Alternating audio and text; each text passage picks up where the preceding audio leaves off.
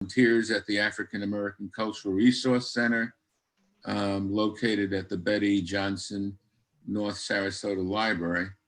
He also teaches courses on African American history at the OSHA Lifelong Learning Institute at Ringling College and at Booker High School in Sarasota.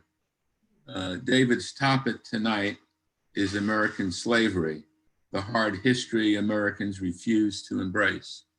And with that, I welcome David to give his presentation. Thank you. Thank you very much, Paul. Appreciate the introduction. And good evening, everybody. Thank you also to Lucy and the other club, the board, and all the members for the kind invitation. And greetings to my lovely wife, Lois, who is on Anna Maria Island. She tells me she's quarantining. I think it's from me, but anyway. So as Paul said, I've taught since leaving the practice of law, taught American slavery and Reconstruction. History was my love, and once I, stopped working, I started doing what I love. And I chose the topic tonight because in all, whether it's high school or at Ollie, I'm always asked the question, why didn't I know this? Why haven't I ever heard these American slavery stories and this history? And it compels me again to select this. So let me share my screen, and I'll try to get through this quickly. So hopefully there'll be some discussion. And okay. So I'm going to begin with a really an introduction. Maybe hopefully some of you know about the Teaching Hard History project. A project of the Southern Poverty Law Center that really reintroduced me to the topic, probably 4 years ago. And it's really incredible. I'm going to then tie in our 1619 project. Hopefully some of you are familiar with the 400-year commemoration. Also, the New York Times' handling of that project last year and the controversy around it. And then I'm going to talk about the monuments controversy, the lost cause mythology after the Civil War. And I'm going to conclude with a quick reference to this Sarasota school board controversy. I'm sure you're interested to know how I tie all this together, but that's going to be my challenge. So let me get started. This is the website, Teaching Hard History, American Slavery. It is a marvelous compilation of information. If anybody is interested in whether you've done reading in American slavery, if it's a new subject for you, but this is a project of teaching tolerance, which itself is a project of the Southern Poverty Law Center. And hopefully that the Southern Poverty Law Center is not new to you. Morris Dees, who has been one of my heroes, as you know, he's operated in the South for the last 4 or 5 decades, combating racism and anti-Semitism and putting his life and his people's lives on the line. I did not know they were also doing teaching tolerance, but it was a wonderful discovery, and it's a marvelous project. Teaching Hard History, obviously, I take my talk's name from how they treat American slavery, and I'll read a couple of quotes that reinforce that. But this started in research that they were doing on how to teach the civil rights movement, 2011, and that led them to recognize the need to back up. How can you teach the civil rights movement without teaching some of the basics of how people of African descent find themselves in the United States? And so that leads to this whole new project they were doing. The Teaching Hard History project, the research is superb. There are surveys that they've done of hundreds of high school seniors several thousand high school history teachers. They've examined the leading textbooks, 5 or 6 of them, and looked at the state standards from, I believe, 15 schools. And so from all of that, they've built a platform, articles, webinars, podcast, which is really how I got introduced, because someone said you got to listen to this podcast, and it's superb, and a video series. The outcome of the research and the work is a framework for teaching, and they base it on 10 key concepts. 10 key concepts. Let me just take a minute and read these so you get a sense of the depth and breadth of this material. Again, teaching hard history. Key concept 1, slavery, which Europeans practiced before they invaded the Americas, was important to all colonial powers and existed in all North American colonies. Second, slavery and the slave trade were central to the development and growth of the colonial economies in what is now the United States. Third, protections for slavery were embedded in the founding documents. Enslavers dominated the federal government, Supreme Court, and Senate from 1787 through 1860. Fourth, slavery was an institution of power designed to create profit for the enslavers and break the will of the enslaved, and was a relentless quest for profit abetted by racism. Fifth key principle, enslaved people resisted the efforts of their enslavers to reduce them to commodities in both revolutionary and everyday ways. Six, the experience of slavery varied depending upon time, location, crop, labor performed, size of slave holding, and gender. Seventh, slavery was the central cause of the Civil War. Eight, slavery shaped the fundamental beliefs of Americans about race and whiteness, and white supremacy was a product and legacy of slavery. 9, enslaved and freed people worked to maintain cultural traditions while building new ones that sustain communities and impact the larger world. And 10, by knowing how to read and interpret the sources that tell the story of American slavery, we gain insight into some of what enslaving and enslaved Americans aspired to, created, thought, and desired.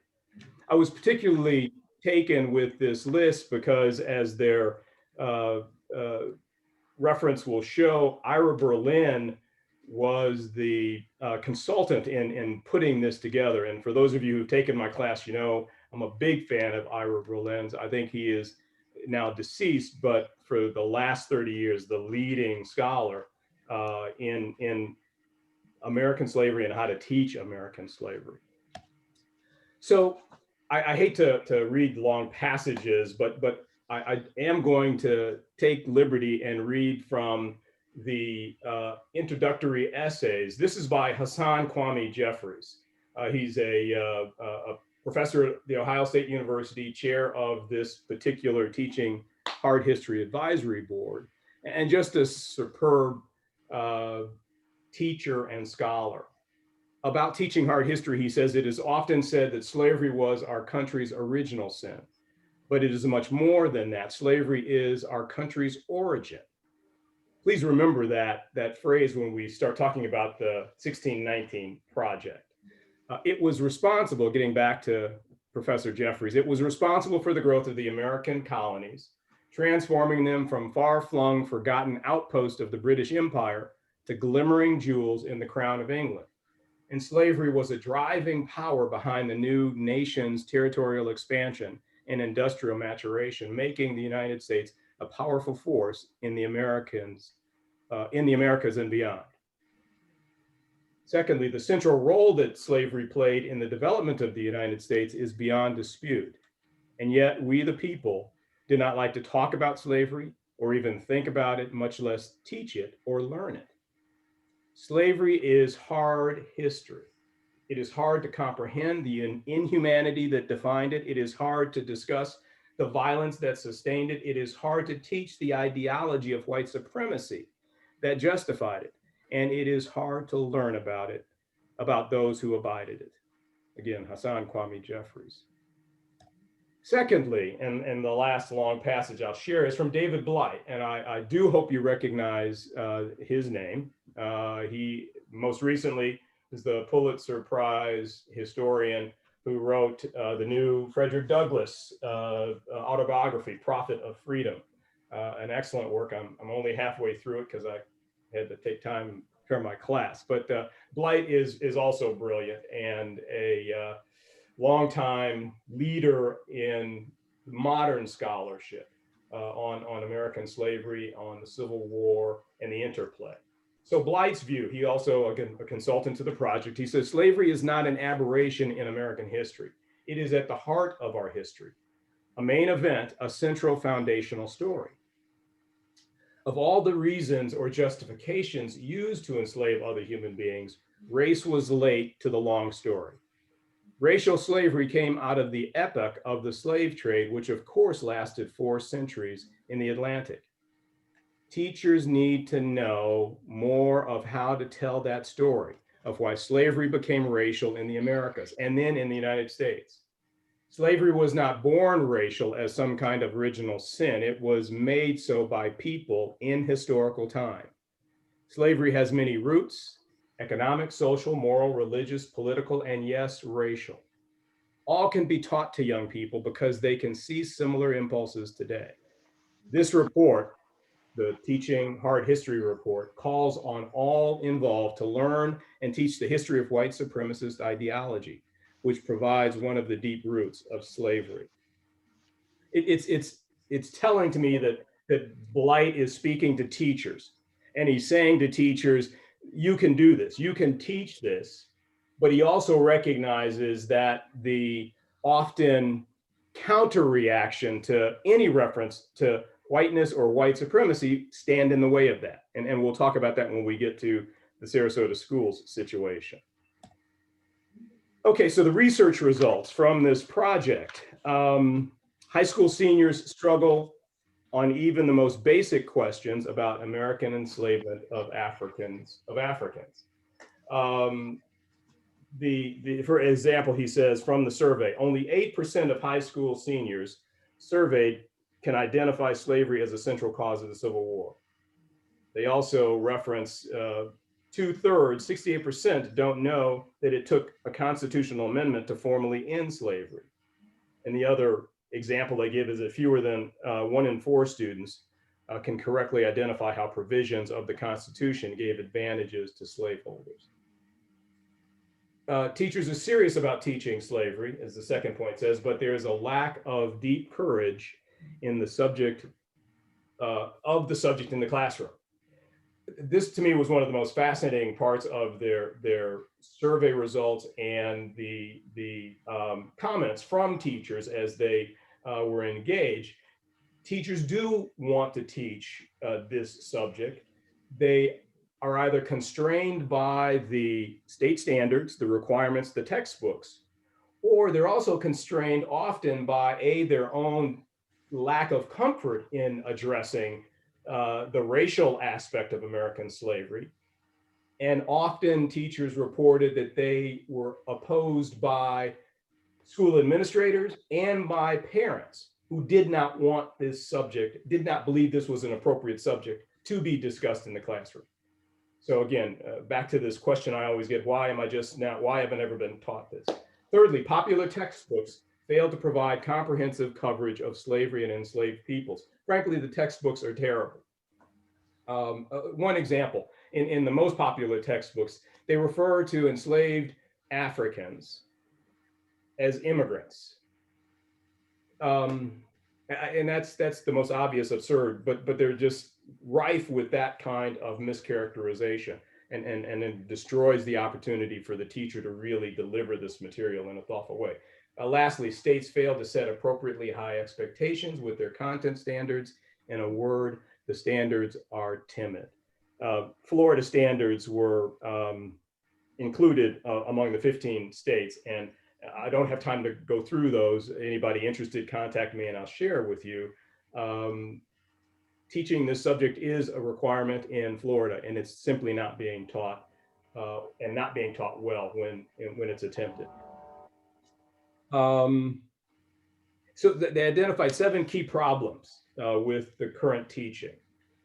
We teach about slavery without context, preferring to present the good news before the bad, the good news before the bad. So often students know about Harriet Tubman. They might even hear about Nat Turner. They might have seen the movie. They certainly know about Dr. King and the civil rights movement, but that's really the extent of it, and that's woefully poor. Secondly, we tend to subscribe a progressive view of American history that can acknowledge flaws only to the extent that they've been addressed and solved. David Blight makes this point really well by saying Americans want to see progress. Americans want to believe that we are moving forward in a positive way and that history is following us in forward progress, therefore making it almost impossible for us to look back and reflect and ask the tough questions about how what happened in the 17th and 18th century affects what's happening today in the 21st. Thirdly, we teach American enslavement of Africans as an exclusively Southern institution. Perhaps the third most shocking revelation as I speak to high school students, they think this is all a Southern thing, that there was not slavery in the North. And so that we have to break that down. Fourthly, we rarely connect slavery to the ideology that grew up to sustain and protect it, white supremacy. And I would contend that you cannot teach this subject if you don't begin by explaining how race is created to justify it and how white supremacy then is built on to perpetuate it. And we see evidence of that being perpetuated even today. 3 more points they make. We often rely on pedagogy poorly suited to the topic. So the teaching tools. We've all seen the news clippings over the last couple of years, teacher simulation of slavery. They host a slave trade auction in the classroom. And the unfortunate few Black kids are put on auction is one example. And I can send you news clippings of those reported cases, and there are many like them. 2 other points. We rarely make connections to the present, which is tragic. History has no, in my view, has no worth if we can't apply it today, if we can't learn from it and apply it today. And we certainly must use this history in understanding where we are today. Lastly, we tend to center on the white experience when we teach about slavery. We obviously talk about our leaders and our famous men, Jefferson, Madison, Washington. How many of our kids leave the teaching of our Constitution, the formation of our government, understanding that 8 of the first 10 presidents were slaveholders, that Washington, Madison, and Jefferson enslaved people until they died? And it could go on and on, but you get the point that they're trying to make. This is hard history. So finally, the recommendations from the report: improve instruction about American slavery and fully integrate it into U.S. history. Not surprising, but enormously difficult challenge when, again, you face the opposition that exists, the inadequacy of the curriculum, the textbooks, and the state standards. Secondly, use original historical documents. This is brilliant, and what they do so effectively in this teaching art history program is they include original documents that students incorporate in the programs in the curriculum that they're building. And so you've got slave narratives, you've got bills of sale, you've got newspaper reports, you've got all of the formation documents and their references to slavery. It's a wonderful program. Again, obviously, I'm a big proponent. And lastly, make the textbooks better, more thorough, more honest, and then strengthen the curriculum overall. None of that would be surprising from what I've said before. So I begin here because I think this is hard history.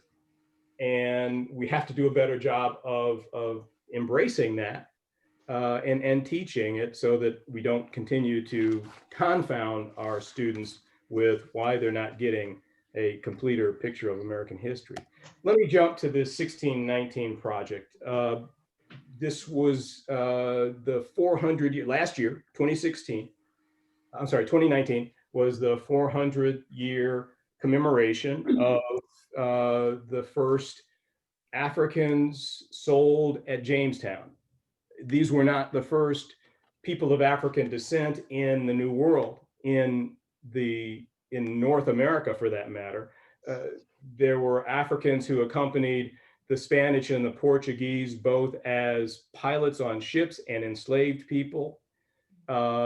Even before the Portuguese and the Spanish, there is evidence in ancient history of Africans who traveled and encountered Aztecs and the Olmecs in the southwestern part of the United States.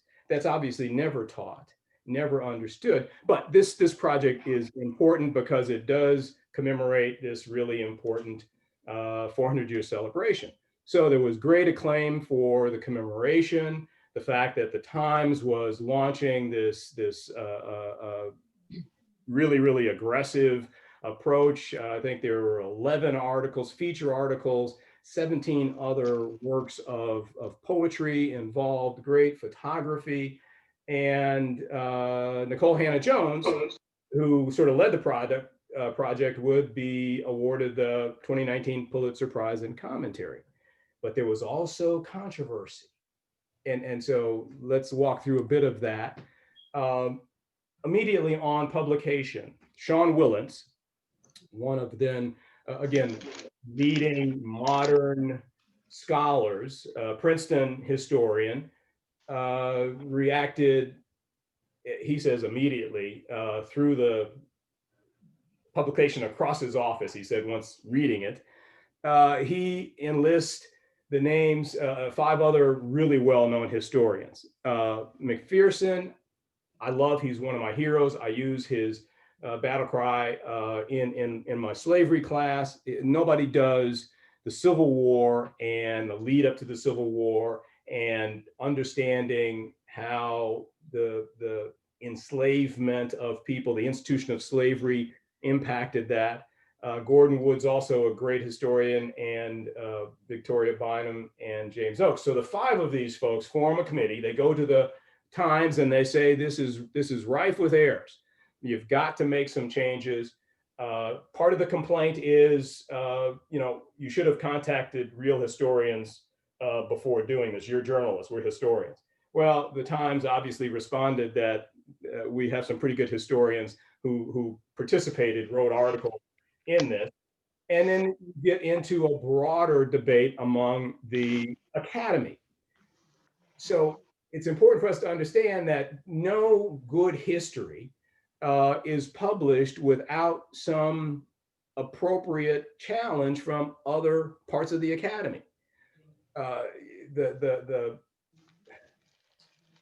newspaper reading population read this and they said, "Oh, this is a shame. They're destroying the work of this great project." Well, no, part of this was the natural interplay between academics, between scholars over their varying positions, like any other group of intelligent people. So that debate was natural.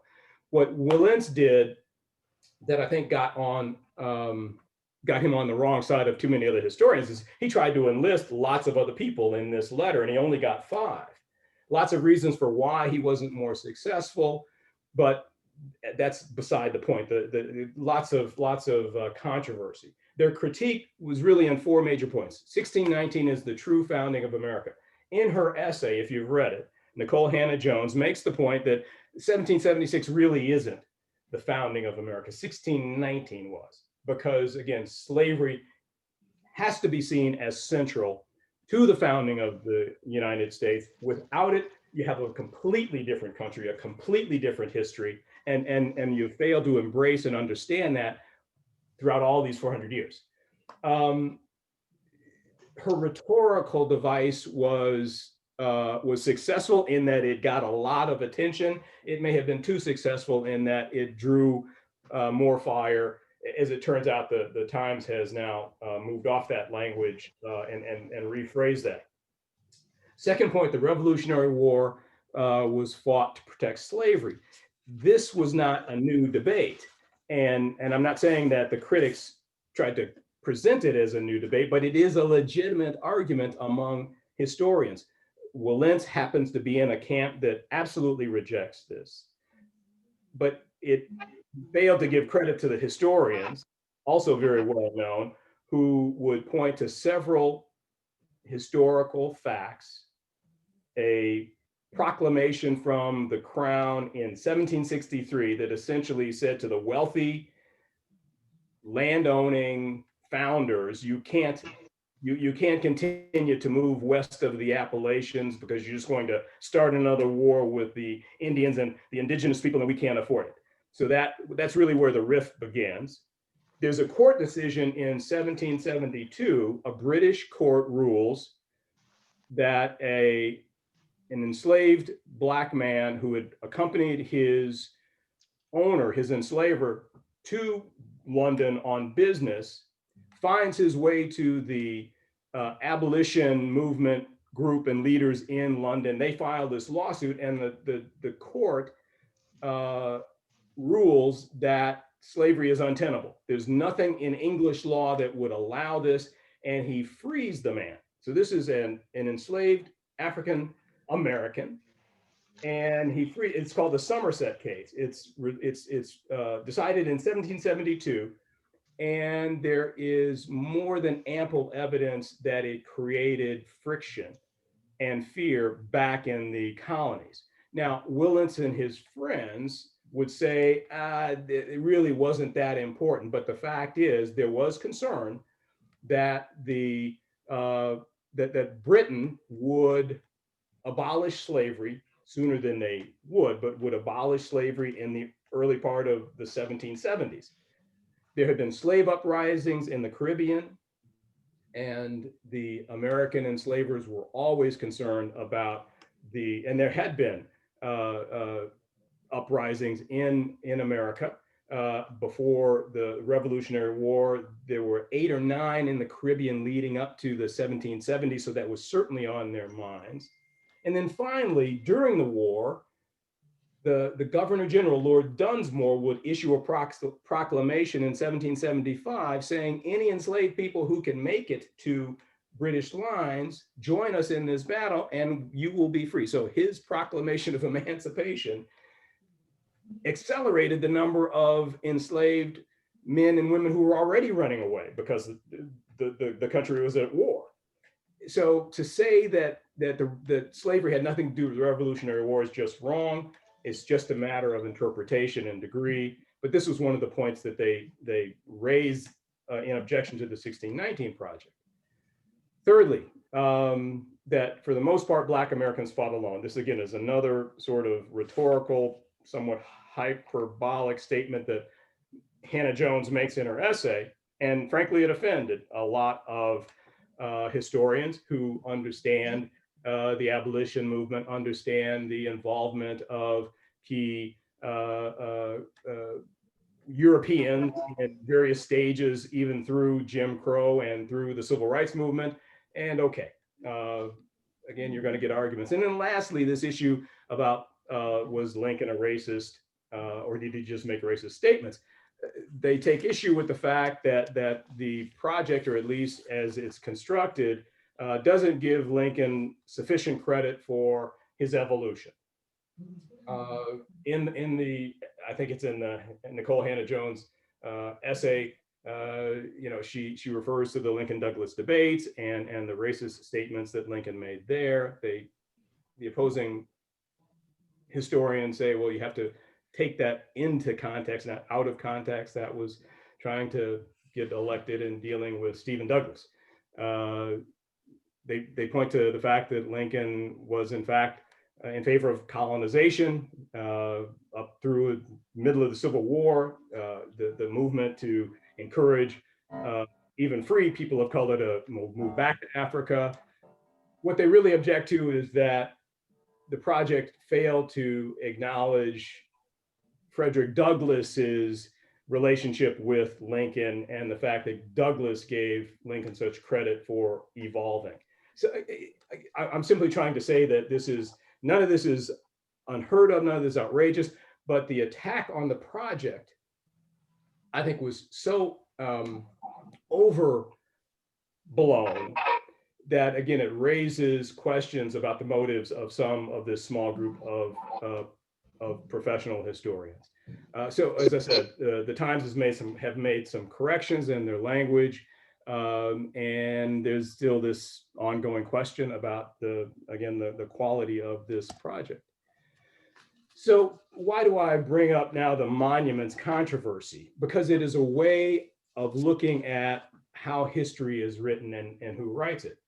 We've talked about the importance of teaching hard history. I've used this 1619 project as an examination of how we view that history, that story, who tells it and how they tell it. I just want to take a couple minutes and remind us about the lost cause. We know the Civil War, Reconstruction, the 12-year period between the war and Jim Crow, when there was truly the opportunity for multiracial democracy in America. 2,000 or more Black men, formerly enslaved and free, will take positions ranging from lieutenant governor in 2 states, 2 senators, several congressmen, to postmasters and sheriffs in counties large and small. Just an enormously enthusiastic, great possibility, and it's killed after 1877 for political reasons, and that death is accelerated by the anti-Black racist violence of the Klan, the White Citizens Councils, and redemption takes its place. The Redeemer governments in the South essentially expel the Black governments and murder hundreds of men, women, and children in the process. And these are the people that lost the war. So you have then, almost simultaneously with the destruction of Reconstruction, you have the construction of this whole new view of what the war was all about. So Edward Pollard, a journalist traveling through the South, starts writing about this lost cause, starts building this myth about how the war was unfortunate, but the Confederates were well-meaning and they were principled men, and it was something that we need to just move beyond.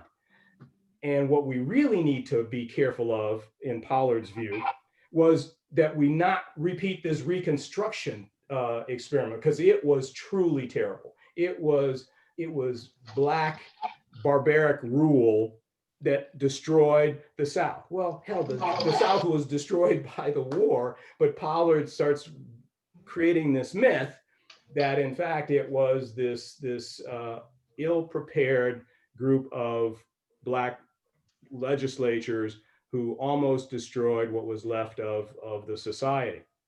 And we can't ever let that happen again. So he's fueling this anti-Black racism that, again, is going to lead to the Jim Crow era and to almost 100 years of anti-Black terrorism.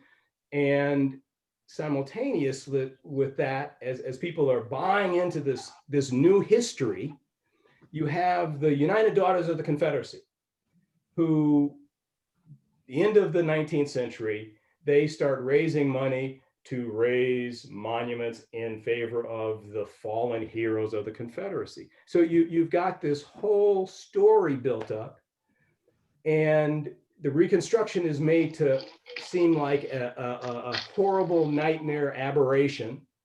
And we are now redeemed from that. And we're now vilifying or exalting these great Confederate generals. And on top of that, you have the academy. So John William Burgess becomes a leading historian, sociologist at Columbia University, 1879, I believe. Builds again on this myth, ultimately will lead to the creation of what we know today as the Dunning School.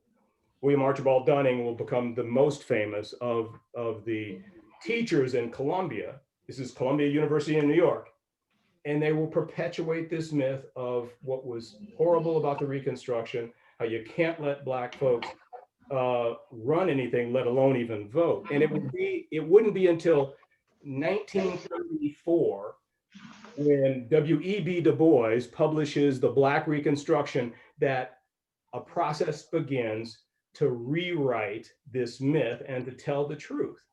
And of course, that's not before you've got Birth of a Nation, and you've got Woodrow Wilson showing this racist film in the White House, glorifying it.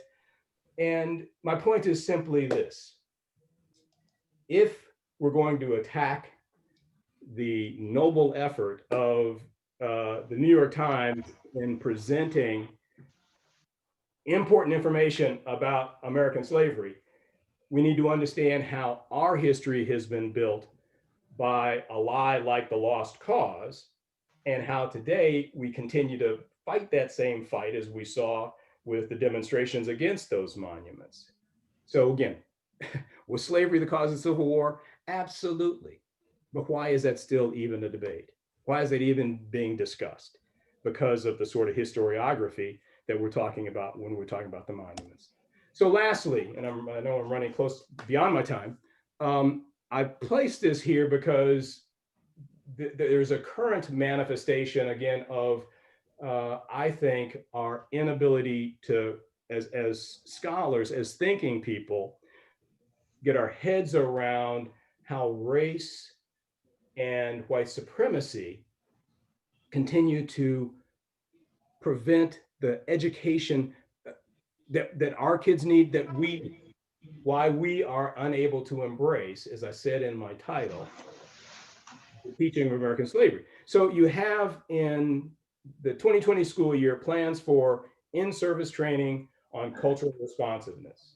Now, this was happening all over the country post George Floyd, and appropriately so.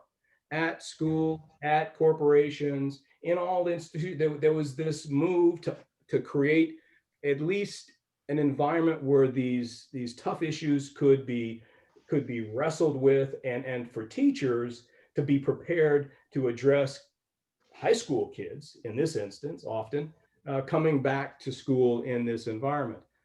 The new superintendent, received some criticism after one day of this training, and he postpones it. There was a note sent, apparently to a local legislator, that said the trainer spent 30 minutes building up Black Lives Matter and accusing all the white folks as racist. We know for a fact that that's not true, that hundreds of teachers attended this one day and none of them make that report. Yet the superintendent responds by canceling, or at least postponing, the contract and saying he's going to assemble a diverse group of community members. As I was reading the Herald Tribune's reporting on this, apparently the chief education officer had reported a great need and urgency for the training. So he or she, recognizing that we can't simply open the 2020 school year and not address what's been going on in the entire world post George Floyd. And then on top of this, 85% of the participants, teachers at the training, found it both positive and beneficial. So my closing question to you before we open this up for questions is, how would the community react to an announcement that we're going to institute a teaching hard history formatted curriculum? And I've just given you the outlines, but it is thorough, it is direct, it is age appropriate, 6 to 5 or K to 5 and 6 to 12. What would the superintendent do if in fact we were really going to teach American slavery and publish that, if we can't even address cultural responsiveness. So let me stop here. Gone longer than I intended, but I do appreciate the opportunity. And Lucy, I'll unshare and see if we have any questions. Right, I think if you unshare, that'll give everybody, whoops. Lucy, are you there? I am here. All right. I have to say that, okay. Thank you very much. Elucidating, I know that there's a time limit, and this all started with Bob Toplin, who is here today, by keeping it short so that people don't get all antsy and start going to the John and never coming back. But I think we could have talked forever and ever.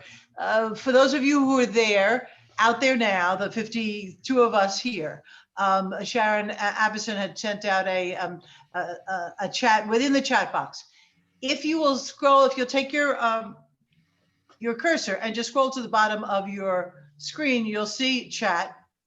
Click on it and then type in a question, any questions that you might have for David Wilkins. And I thank him for coming.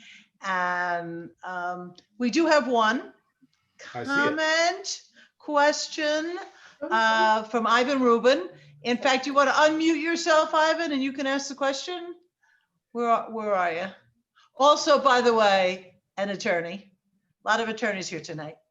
Can you unmute yourself? Do I have to unmute you? Lucy, I unmuted myself. Okay. Yeah. So, but you didn't video yourself. No, okay. Because I'm eating dinner because I just finished working in the boiler room since 7:30. Okay, I got it. All right, you got the floor, Ivan. It's just a curious question.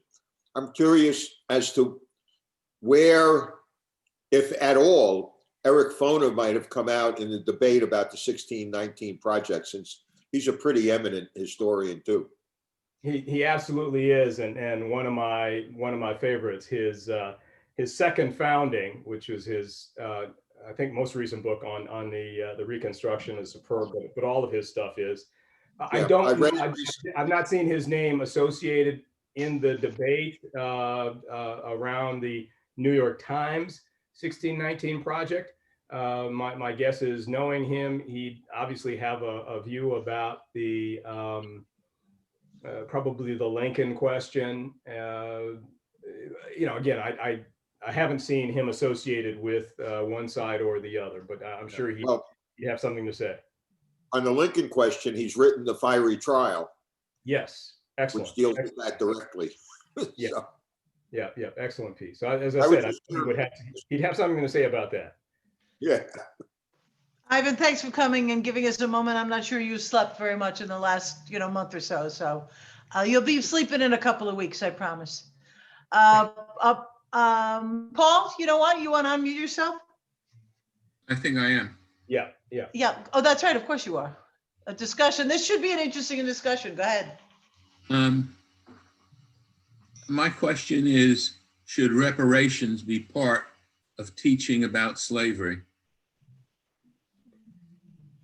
Yes, to the extent that there have been, I learned just this past week, a reparations petition put before one of the colonial legislatures.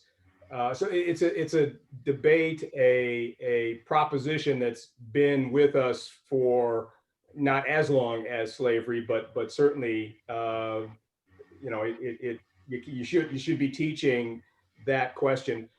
Also, you should be teaching the reparations paid to some enslavers who made claims for loss of property and were paid. I think particularly in Washington, D.C. So yes, reparations should be a part of the conversation. My view. That particular item might be a comment about attorneys, actually, rather than slavery. Yes, that's a fine point. Jonathan Perry, you want to unmute yourself?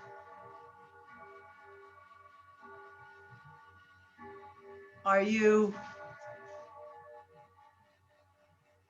Can you do that? It's just, yeah, it's just Scott. I'm sorry, Lucy. Go ahead. I added a few things to the chat about phoners speaking about 1619 project. So you may want to just use those in the chat. Thank For the you. future as reference? Yeah. Yeah, if Ivan wants more on phoner in the project.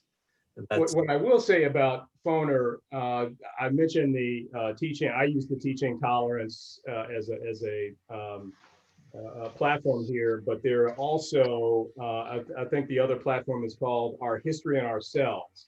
So a similar production that includes phoner as one of the consultants.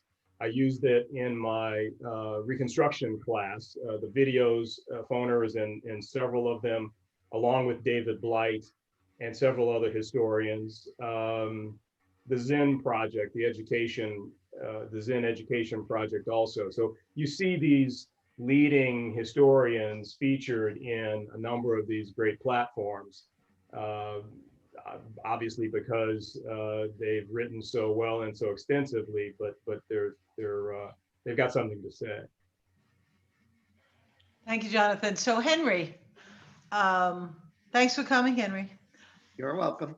Henry, you've got a great question, and this is I'm really worried about this particular issue, not in regards to race, but in regards to just about everything else that's on the table with education in America now. So it's your shot. You got it.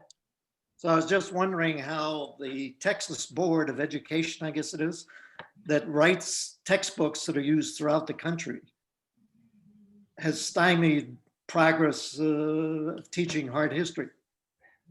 There's a great video clip, and we didn't have time in this presentation to include any video clips, but there's an interview by a young woman. This is a production from, I think it's ABC Morning News, and she is interviewing Ibram Kendi. Some of you know Kendi, who wrote Stamped from the Beginning and How to Be an Anti-Racist. She's interviewing Kendi, and they're examining 4 or 5 of these textbooks. 4 of them are from Texas. Most of our textbooks come from Texas. She also then interviews the head of the Texas school, I don't want to say the Texas School Board, but he is a leader in he's got some of probably the state education director. And she's interrogating him about picking up misstatements or inaccuracies in the school book, and he's doing his best to explain how they've improved. And he pointed to several improvements, and he said, we still got a ways to go. He was at least acknowledging that we've done a terrible job teaching slavery in the past, and we're responsible as the sort of major source of textbooks. But he also said we've still got a long way to go, because even in the improved textbooks, and they had quotes from the publishers that she shared with him as they were trying to defend some of their work, but some of the better ones acknowledged we've still got to do a better job, and we're working on doing that. So at least there's recognition that the textbooks have a responsibility, the publishers have a responsibility, just as they do in every part of the teaching of American history. It ought to be taught objectively and honestly and accurately and fully. And so they just have a long way to catch up when you're talking about American slavery, in my view. But that's why things like the Teaching Tolerance platform, Our History and Ourselves platforms, those can be used. I mean, and they're designed to be supplements to curriculum. And in fact, they ought to be, in my view, the curriculum, because they cover the landscape, and they're way ahead of the textbooks, because often they're using the latest scholarship from people like Fauner and Blight, Henry Louis Gates. So, okay, great question. Thank you, Henry. It was a great question. By the way, I think at some point, I don't know where exactly this should go, in the history club or somewhere, I'd like for somebody to tell me how it was, how it's come about that the school textbook industry it is Based in Texas. built around Texas. And I understand how expensive it is to write these things. And so that whatever this group of folks decide is going to be in print becomes the historical Bible around the country. And I'm not just talking about slavery. I'm talking about everything. That's pretty terrifying. That's a discussion for another day. Great discussion. Anyway, this is the great questions. I've been browsing. They're all terrific questions, and it's it's because it's such a great subject and a speaker. Sharon Avison. Sharon, you want to unmute yourself, or do you want me to read it? Or Sharon, the mute button is on the bottom left all the way. You know what? I'm going to go ahead and read it for her. She asked a good question. Has the Black Lives Matter movement made it easier or more difficult to teach about slavery? Great question. I think if I use the Sarasota school example, the interconnection of the Black Lives Matter issue or presence made the issue more difficult than it, because they really should not have been, I think, combined, because to talk about teaching either cultural responsiveness or teaching any other is not teaching Black Lives Matter. If you're talking about the Movement for Black Lives platform, which is an organization which has a mission, a vision, a website, as opposed to the idea or the concept of Black Lives Matter, those are different, and they're both important. But what happened in this particular case is the social media folks jumped on, well, they're teaching our kids about Black Lives Matter. First, I'd say that's okay, because they need to know about Black Lives Matter. But in the instance of this issue with the Sarasota School Board's decision, that should have been separated, because it was used as a wedge, and it was a disservice to the Black Lives Matter movement and the concept of Black Lives Matter and what they were trying to do in teaching, because the teaching of cultural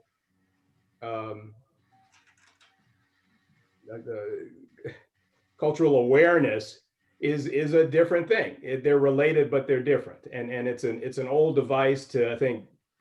So again, it's a long way to answer the question. I just think it got in the way of, and the school should have separated those two issues. There was apparently a video used or made available on the Black Lives Matter for teachers who wanted to help their students understand the evolution of that.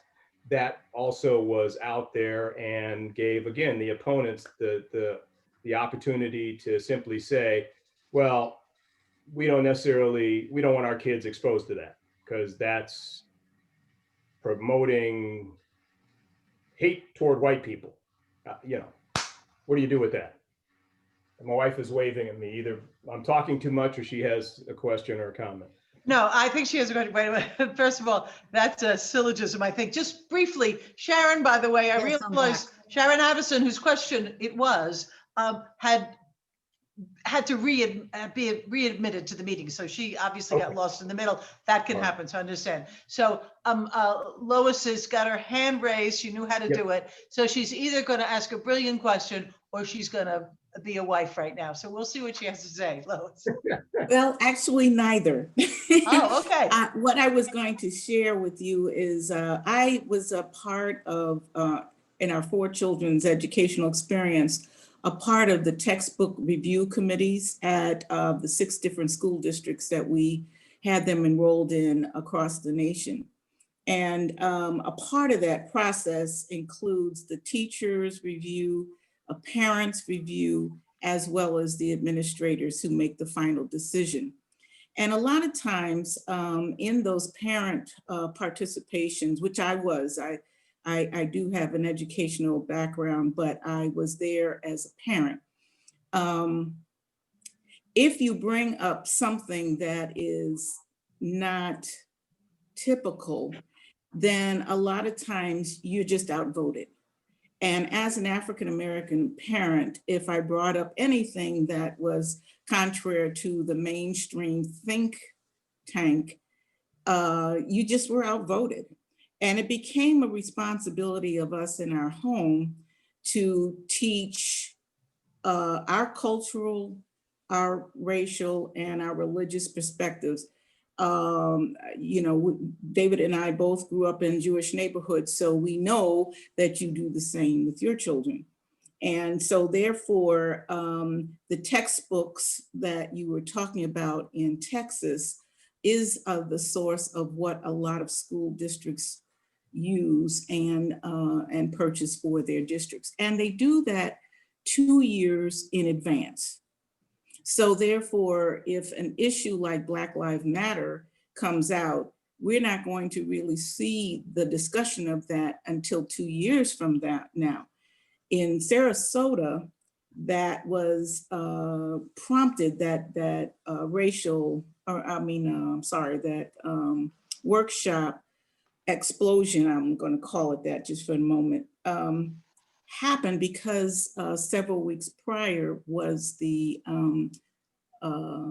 peaceful protests downtown Sarasota. And it became a controversial moment. And when that happens, the fury starts with whatever you think Black Lives Matter means.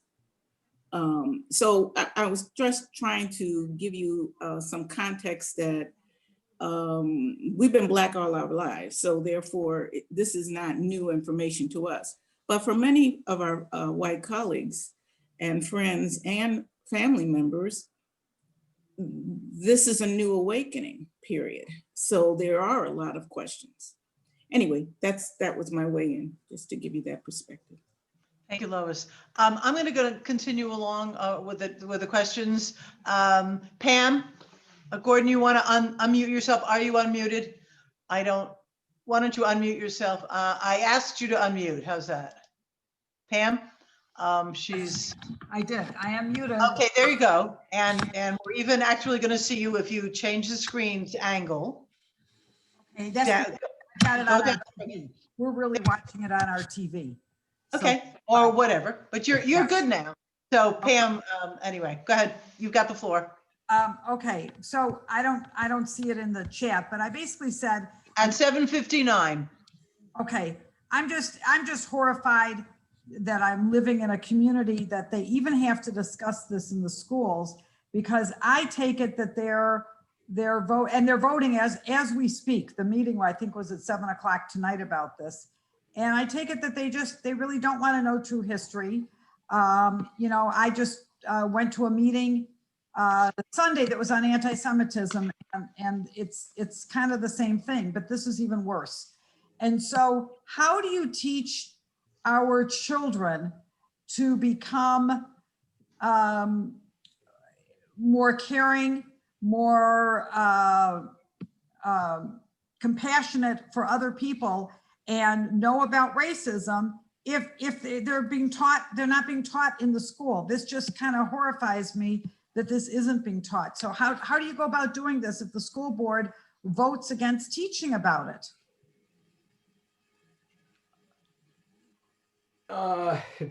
That's Got a week or two for an answer, sir? yeah, right. I think, you know, it's first and foremost a parent's responsibility. And that's a terrible answer, because most parents just aren't going to, you know, as Jeffrey said, we don't want to hear about it, teach it, and that's the challenge. The state standards need to be adhered to. I think I saw a quote from the board lawyer in one of these debates on the Sarasota issue to say, this is a part of our state standards and that's what we're going to teach. ASALH, the Association for the Study of African American Life and History that Paul mentioned that Lois and I were very active in, sent the superintendent a letter and expressed our support for his wanting to form a, as he said, more diverse group of community folks to address the issue. That was, Lois, 2 weeks ago. And we've not heard back from the superintendent. So I don't know who he's assembling for this purpose, but I mean, it's got to be parents, but it's also got to be school leadership.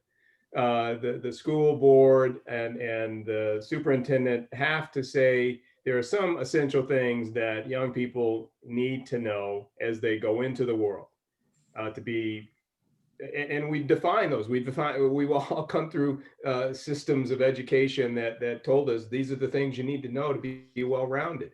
Well, I'm submitting if you're going to understand America today, and based on our history, if it does not address slavery and these issues around slavery and racism, you're not prepared. You don't understand democracy and where it's succeeded and where it's failed. But that's been acceptable to American society forever, and still apparently is. Whoops, Jonathan Perry's also doing a lot of research while we're involved here. Jonathan, there's also this podcast from Boner speaking about the project, and he's got more information about that. So I have a question, if I would. I think I've run, because I've one other person left. I don't know that I don't see any other questions here. If anybody else in the room has more questions, feel free to Yes, throw them in the chat. I put a question in the chat. This is I'm sorry. It's in the I'm chat. sorry, I missed that. Okay. So firstly, thank you so much for an outstanding and very timely presentation. So my point is a little bit different, and that is that this is obviously a very important move to educate students, but it's unfortunately accompanied and hurt by what I call self-flagellation about white privilege.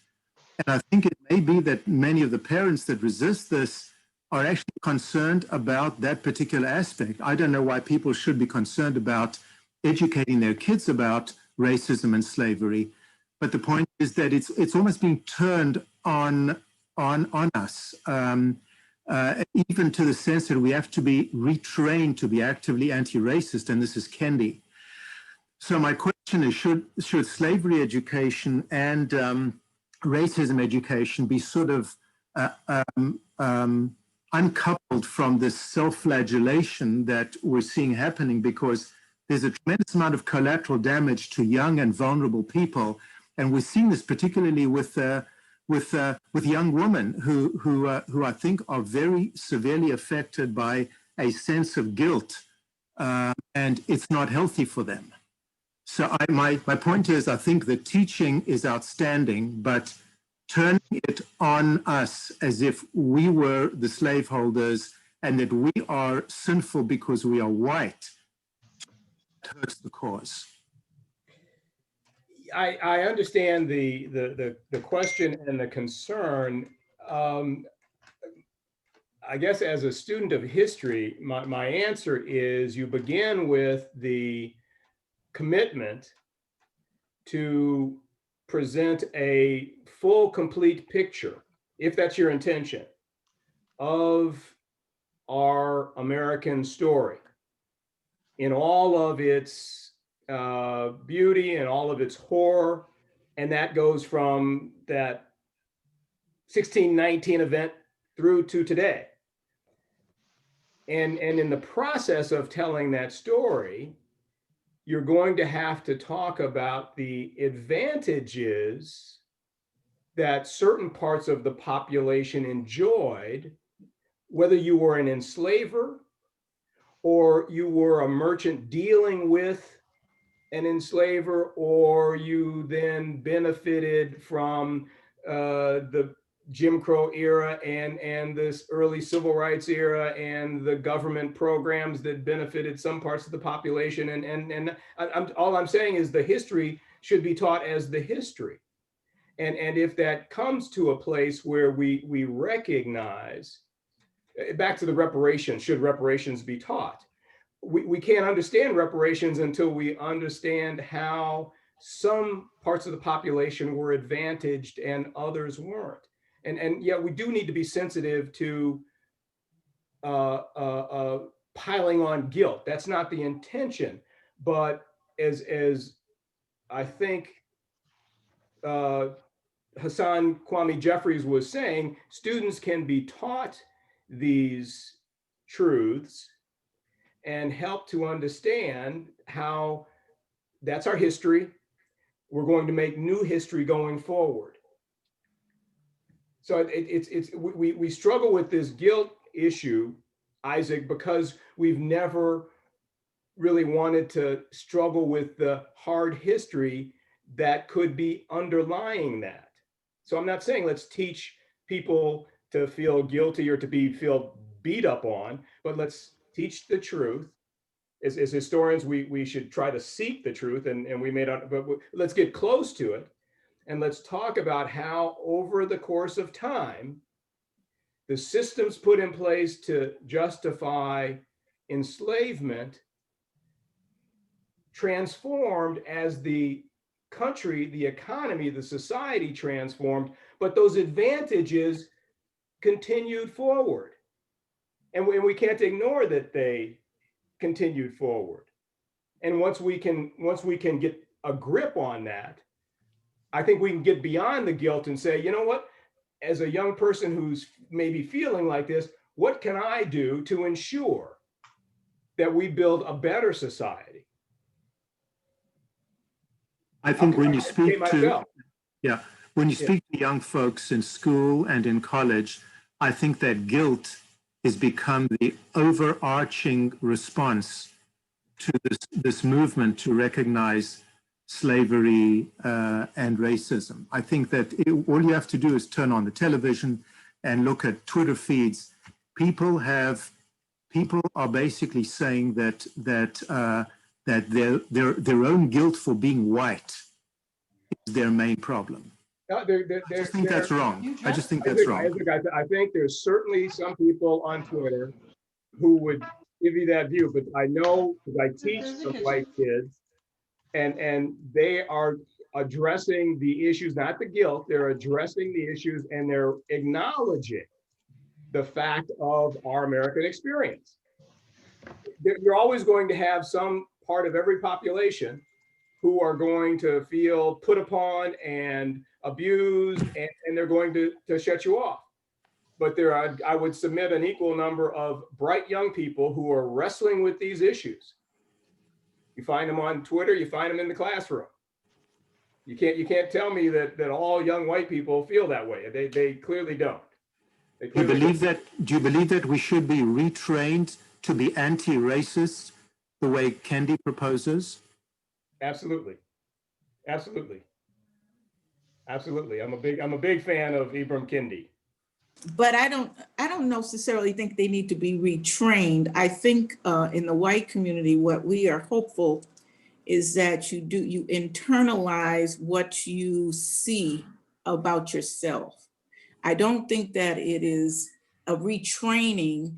I want you to think this about this people group. That's not what that's about. If you've read his book, it really is, this is the way I've always learned it. This is the application that took place. So therefore, I have to go back to the beginning and decode and figure out, why was I taught what I was taught? What were the conditions of that time? And how have we moved forward in this time? I disagree with you about the college campuses. Yes, there are some white supremacists on the college campuses. Yes, there are people who just have questions that are not answered, and there's some who just don't want to be bothered with it. But for the most part, a lot of the sociologists and administrators on college campuses are addressing these kinds of matters. Thank you. Paul Chassey's got his hand waving. Yeah. Yeah, Paul, you had your hand raised. Go ahead. In response to the control of the curriculum that emanates from Texas, it strikes me, like in other matters in education, the U.S. Department of Education could condition the flow of money from the federal government to the states upon adopting a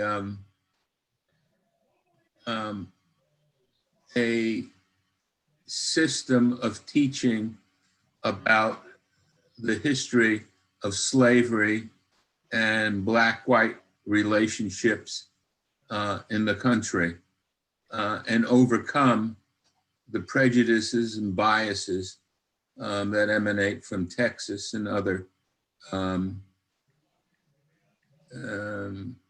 white supremacist controlled boards of education. I'm curious as to whether you've given any thought to that. I haven't, but I agree with you that the Department of Education could take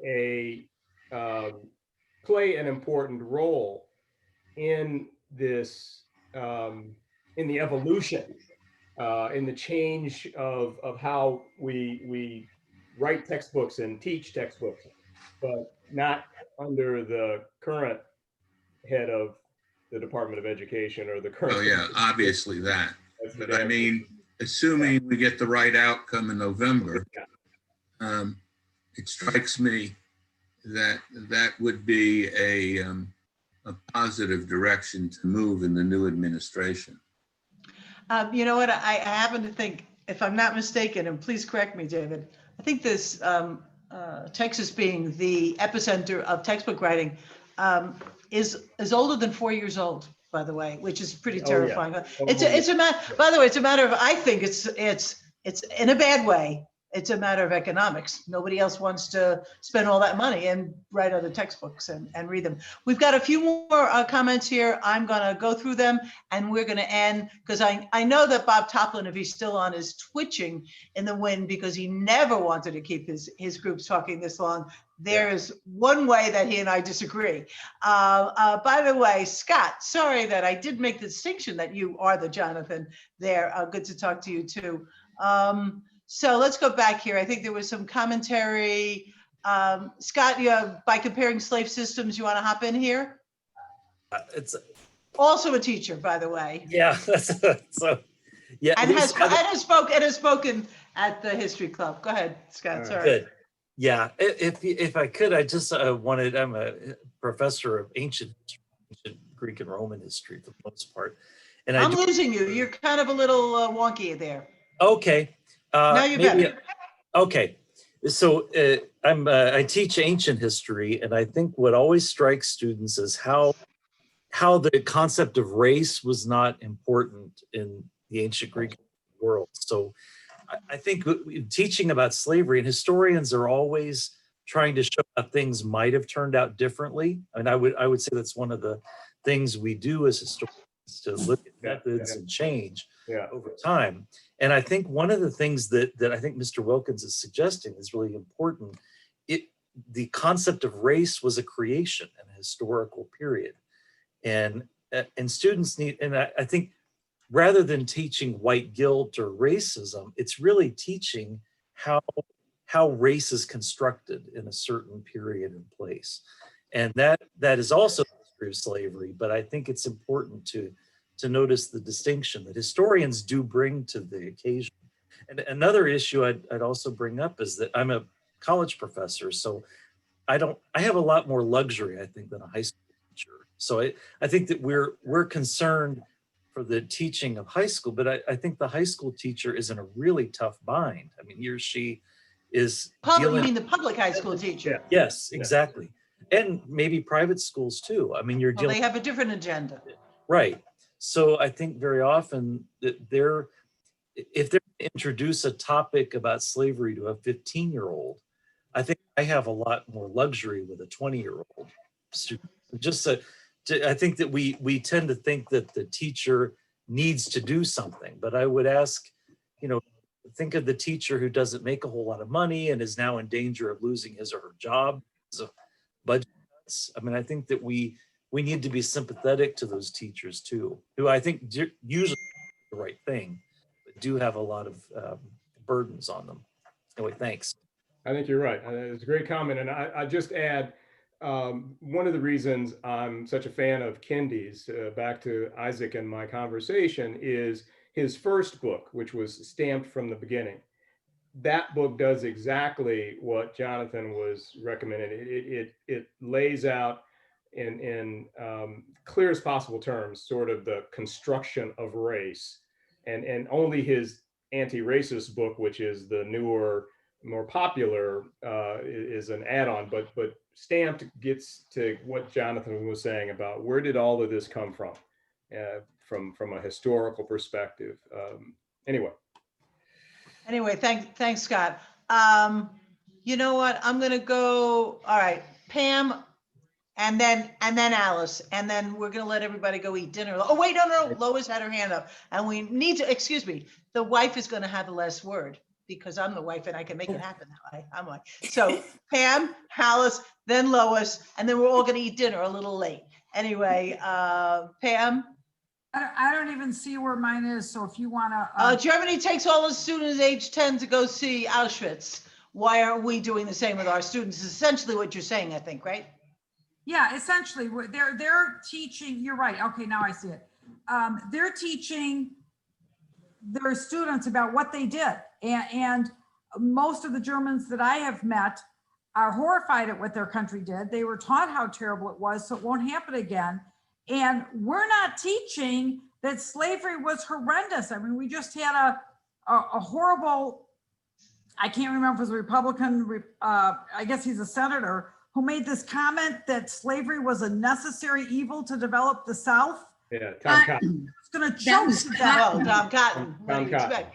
Yeah, I was gonna choke to death on that one. Of course, he also kind of said the same thing about the Holocaust was good because it led to the state of Israel, which, oh my God. Anyhow, don't teach our kids about the mistakes we made and the horrors we caused. How can we prevent? I mean, you can't stop racism if you aren't teaching people about how bad it was. Okay, I agree. I bet you everybody else here agrees. And I would suggest that perhaps it's not how bad it was, Pam, maybe how bad it is. It is, yes. Okay, thanks. Alice Newland and then Lois. Alice, where are you? You're not up here on my screen. Right here. So okay, just real quickly, this whole white guilt thing, blah, blah, blah. If we don't understand not only the slavery thing, everybody can say, oh yeah, but that was then. But you got to go all the way down the line, understanding, no 40 acres and a mule, housing codes that didn't allow them. But there's whole cities that will say, no, we had a Black riot here, and it was the whites that were lynching. St. Louis was cleaned out of it, so cities that would actually recognize and put up little plaques for where there was a riot, a bunch of lynchings and things like that may, or tearing down Black businesses, things like that, then people might start to understand that it's not just pull yourselves up by the bootstraps, they've been held down. But if you don't know that, it's beyond white guilt. It makes you ignorant. It makes you say things that are stupid that you just don't know what's going on. So Well, I bet you we could all agree here that racism is, to use your word, stupid and shameful. Lois, you're up, and then I have a closing comment, and then Okay. we'll Well, let everybody go. actually, I really don't have another question. I think that was when I raised my hand before, it just wasn't Okay. that lowered. So Okay. that's it. Well, anyway, thanks for coming, and I want to thank everybody for coming. As I turn to my husband any number of times, and I know I'm raising my voice, I'm not yelling at him, but at the television or some stupidity out there. One of my questions recently has been, isn't 400 years long enough? And the hard issues never get resolved at all unless we start chipping at them. And if we can't talk about things that are difficult, then what good is it? And on that note, I want to thank everybody for coming. There were 32 people who stuck it out this last end. Thank you so much, David. Thank you for being here. And I'm going to call you about trying to get you to do something else. We will meet again November 17th, and in a totally different kind of subject. It'll be very interesting, a little bit of an artistic bent on what we're going to be doing. I hope to see you all there and everybody else. Whichever side you're on, if you haven't voted already, make sure you vote tomorrow. And if you're in the general area of out east, there is a 6th voting location, early voting location. I don't know if they're going to use it on November 3rd. And it's on 64th, State Road 64, just west of Lorraine. It's the Florida State Transportation Department, 14,000 State Road 64. Nobody knows it's there hardly. It's an easy in and out. Lucy, Vote. not such an easy in and out. We've had parking problems there and utilization problems there. Okay, I'm sorry. Ivan knows better than I. However, the reports that I've been getting is it isn't a 2.5-hour wait where it has been sometimes at Lakewood Ranch. That's correct. It's an easier wait. But So we've had nevertheless. due to the lack of Please parking. vote, please vote. Okay. Please vote. Anyway, vote. And when we meet again, we will all know, how that story ended. Anyway, thank you very much. And peace out, Great job, everybody. David. Good night. Great job. Great as job. usual. Thank you. Bob, Thank you. Carol. All It right. was terrific. Nice And good night to see you all. Good to see I'm you. going to end this for everybody. Thank you. Thank you. Jimmy. Good job.